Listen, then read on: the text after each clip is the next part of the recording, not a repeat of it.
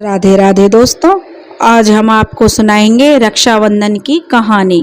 घमंडी भाभी और भोली भाली ननंद की कहानी। अगर आप हमारे चैनल पर नए हैं तो प्लीज़ हमारे चैनल को लाइक करें, सब्सक्राइब करें और शेयर करें। एक साहूकार था, उसके एक बेटा और एक बेटी थे। उसने अपने बेटा बेटी में बहुत प्रेम था और दोनों की शादी साहूकार कर चुका था।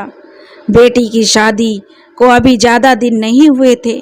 बेटा की शादी हो गई थी तो घर में बहू आई हुई थी।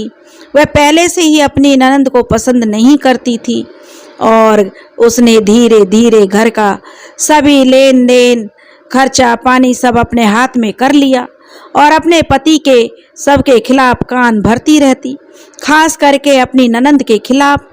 उसे अपनी ननंद का मायके आना बिल्कुल भी अच्छा नहीं लगता था, इसलिए वह घर का खर्चा भी अपनी मर्जी से चलाती थी। क्योंकि जो साहूकार था वह बूढ़ा हो रहा था और उसने सारा व्यापार अपने बेटे को सौंप दिया था, इसलिए बेचारा वह भी कुछ नहीं बोलता था। साहूकार और उसकी पत्नी जैसे उसकी बड़ी बहू चलाती थी वैसे ही चलते, जैसे कहती वैसे ही करते, क्योंकि उसका पति उसके अपने काबू का था। अब सावन का महीना आया। जो साहूकार था उसने अपने बेटे से कहा, बेटा, हमारी बेटी का पहला सावन है, तुम उसकी ससुराल जाओ और अपनी बहन को लिवा कर ले आओ। तभी बड़ी बहू ने बाप बेटे की बातों को सुन लिया और उसे अपने कमरे में लेकर चली गई। जब वह कमरे में गई तो अपने पति से कहने लगी, देखो जी, तुम्हारी बहन यहाँ आती है, मुझे अच्छा नहीं लगता। अब वह यहाँ आएगी तो यहाँ पर आकर उसका कितना खर्चा करना पड़ेगा। उसका भाई जो उसका पति था अपनी पत्नी से कहने लगा, देखो यह तो परंपरा है, तीज सावन का महीना शुरू हो गया है।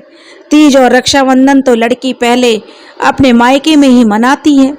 लेकिन जब उसकी पत्नी ने खर्चे का हवाला देते हुए और फिजूल खर्ची बताकर मना किया तो वह कहने लगा, अगर मैं जाने के लिए मना कर दूंगा तो पिताजी बहुत गुस्सा होंगे। इस पर वह घमंडी बहू बोली, देखो आप कोई भी बहाना बना दीजिए, आप बाहर जाइए और एक दिन बिताकर कहीं दूसरे दिन आ जाइए और कह देना कि बहन ने आने से मना कर दिया।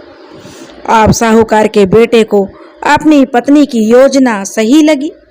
अब वह अगले ही दिन बोला कि मैं बहन को लिवाने के लिए बहन की ससुराल जा रहा हूँ, और वह अपनी बहन की ससुराल नहीं जाकर अपनी ससुराल पहुँच गया।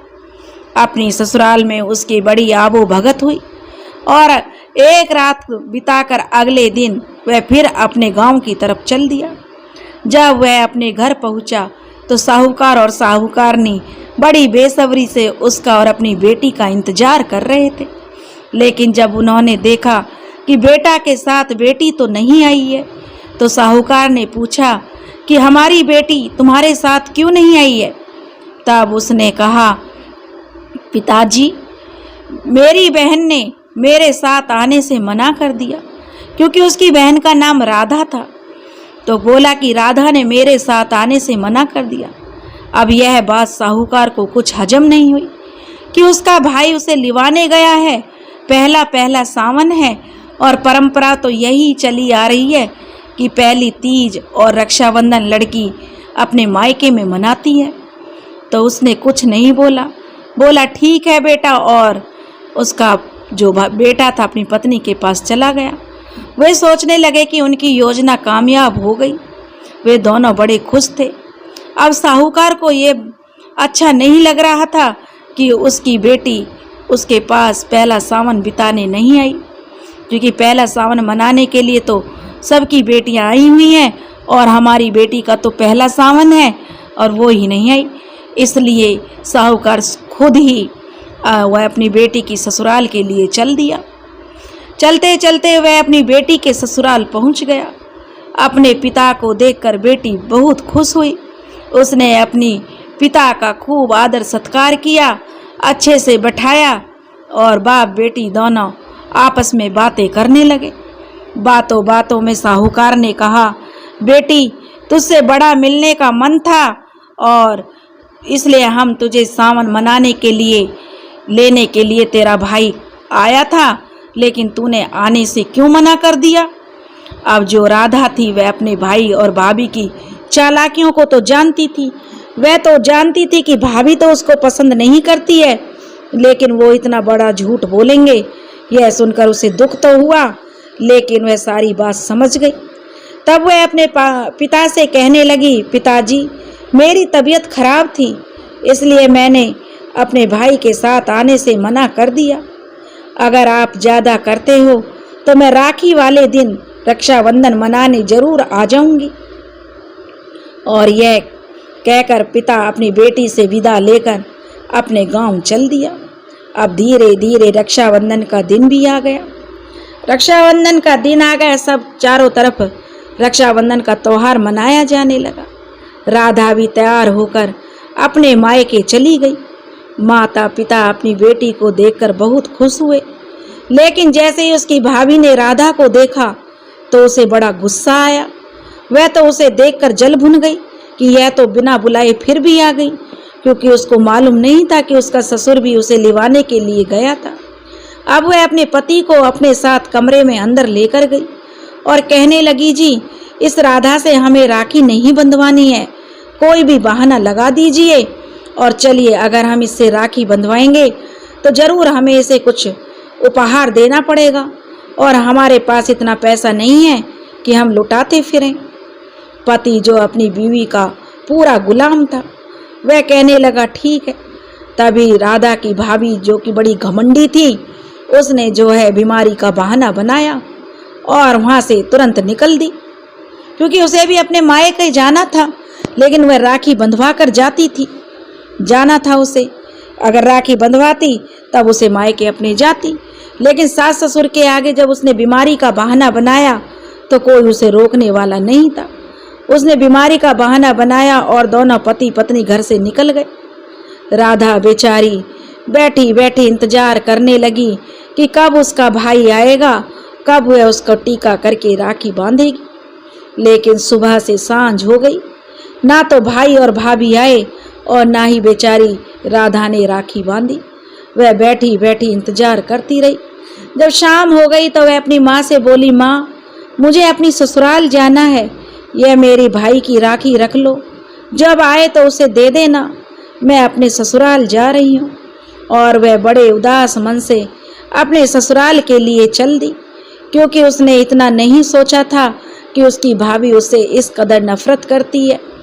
वह बेचारी आंखों में आंसू भरकर अपना चुपचाप चल दी। उसने अपने माता पिता को बिल्कुल भी एहसास नहीं होने दिया कि उसे कितना दुख हो रहा है।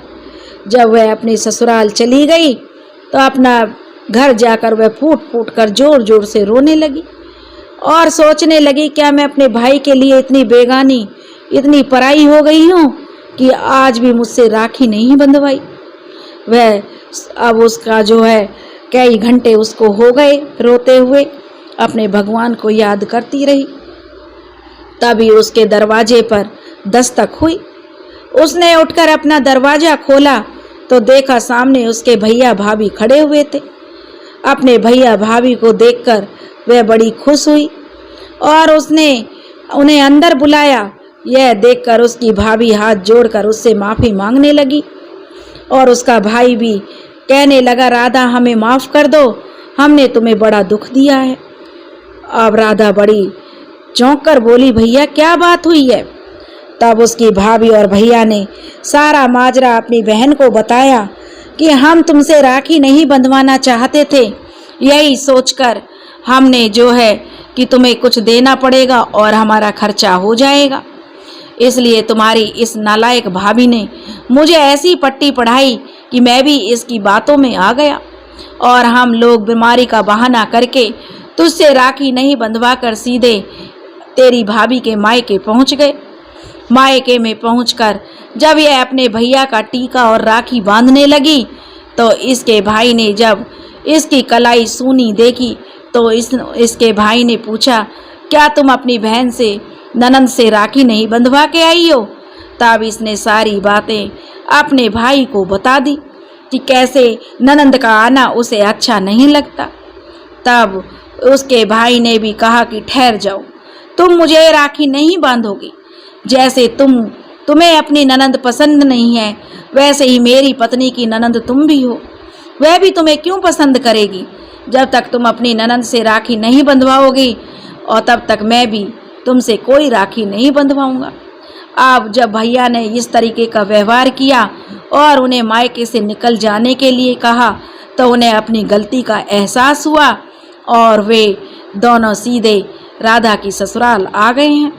राधा ने अपने भाई को सम्मान के साथ बिठाया और उसको राखी बांधी। तभी उसकी भाभी का भाई भी वहाँ पर आ गया। यह देखकर वह बहुत खुश हुआ। अब उसकी भाभी ने भी अपने भाई की कलाई पर राखी बांधी। अब दोनों बहुत खुश थी। अब उसकी भाभी को अकल आ गई थी। उसके भाई ने उसको गलत रास्ते पर ना चलाकर, उसका साथ ना देकर उसे सही रास्ते पर ले आया। दोस्तों, दोनों बहन भाइयों का प्यार इस तरह से उनके बीच की दूरियां खत्म हो गईं। दोस्तों, अगर आपको हमारी कहानी पसंद आई हो तो प्लीज़ हमारे चैनल को लाइक करें, सब्सक्राइब करें और शेयर करें। राधे राधे।